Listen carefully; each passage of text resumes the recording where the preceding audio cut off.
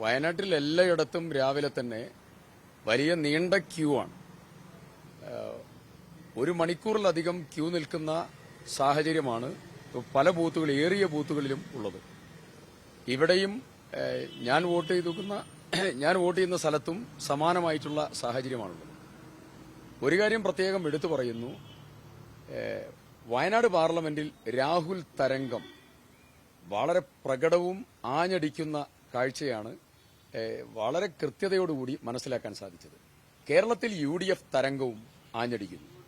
20 സീറ്റും കേരളത്തിൽ UDF ജയിക്കും. വയനാട് പാർലമെന്റിൽ 5 ലക്ഷത്തിലധികം മഹാഭൂരിപക്ഷത്തിന് ശ്രീ രാഹുൽ ഗാന്ധി ജയിക്കുന്ന ഏറ്റവും അനുകൂലമായിട്ടുള്ള സാഹചര്യമാണ് വയനാട്ടിലുള്ളത്. തെരഞ്ഞെടുപ്പിനെ അട്ടിമറിക്കാനും തെരഞ്ഞെടുപ്പിന്റെ രീതികളെ കീഴ്മേൽ മറിക്കാനും ബോധപൂർവമായിട്ടുള്ള പല ശ്രമങ്ങളും BJPയുടെ ഭാഗത്തു നിന്നും അതുപോലെ LDFന്റെ ഭാഗത്തു നിന്നും ഒക്കെ ഉണ്ടായെങ്കിലും അതിനെയൊക്കെ ജനം തള്ളിക്കളഞ്ഞുകൊണ്ടുള്ള ഒരു മുന്നേറ്റം വയനാട് പാർലമെന്റ് മണ്ഡലത്തിൽ നിന്നുണ്ടാകും, കേരളത്തിൽ ഉണ്ടാകും.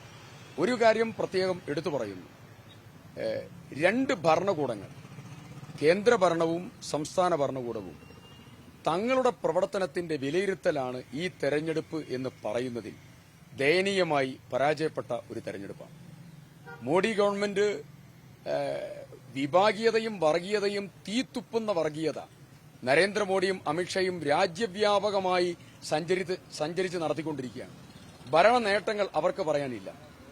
കേരളത്തിലെ മുഖ്യമന്ത്രി നരേന്ദ്രമോദിയെ കുറ്റം പറയുന്നതിന് പകരം രാഹുൽ ഗാന്ധിയെയും കോൺഗ്രസിനെയും തെറി വിളിച്ച് വളരെ മോശമായി തന്റെ അനുയായികളെ കൊണ്ട് സംസാരിപ്പിക്കുകയും അവർക്ക് പിന്തുണ കൊടുക്കുകയും ചെയ്യുന്ന പ്രവർത്തനമാണ് കേരളത്തിന്റെ മുഖ്യമന്ത്രി നടത്തിക്കൊണ്ടിരിക്കുന്ന കാര്യം.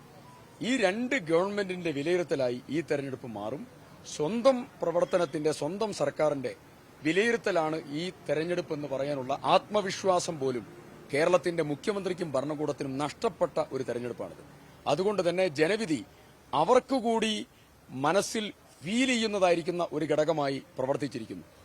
പാർട്ടി സെക്രട്ടറിയായ MV ഗോവിന്ദൻ മാഷോട് സംസാരിച്ചപ്പോൾ MV ഗോവിന്ദൻ മാഷ് പറഞ്ഞത്, സർക്കാരിന്റെ വിധി എന്ന് ജനവിധി എന്ന് പറഞ്ഞാൽ കഴിഞ്ഞ തവണത്തേക്കാൾ 1 സീറ്റ് കൂടി അധികം കിട്ടിയാൽ ജനവിധിയായി. അതിന്റെ അർത്ഥം 2. ആ 2ഉം അവർക്ക് കിട്ടില്ല, ഒരു തർക്കവുമില്ല. വയനാട് പാർലമെന്റ് മണ്ഡലത്തിൽ താഴെ തലം മുതൽ വളരെ ദൃശ്യവും പ്രകടവുമായ രാഹുൽ തരംഗം ആഞ്ഞടിച്ച് മുന്നോട്ട് പോവുക.